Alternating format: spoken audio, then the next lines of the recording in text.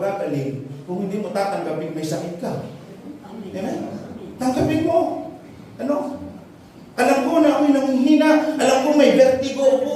Alam ko na meron akong UTI. Alam ko na may arthritis ako. Pero alam ko na anak din ako ng Panginoon.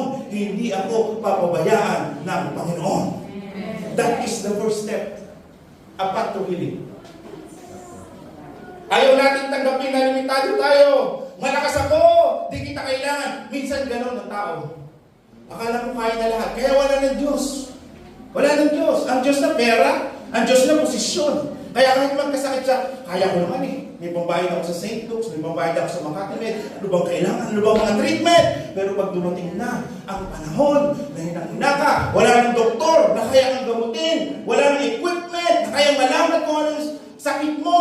Hinang-hina ka na. Doon ka palang matatawag sa Panginoon. Mga kapatid, maraming hadlang.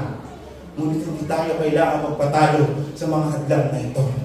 Umasa tayo hindi sa lakas natin. Umasa tayo sa kapangyarihan at habag ng Panginoon. Amen. Kapag ang tao ang gumawa, medisina, sasabihin sa iyo, wala ka ng pag-asa. Kakapacheck up mo pa lang, unang check up mo pa lang, wala ka ng pag-asa. 2 minutes ka na lang, patay ka na. Pero sabi ng Panginoon, gagaling pa ako. Yung 6 months na taling sa iyo, hanggang ngayon, buhay ka pa.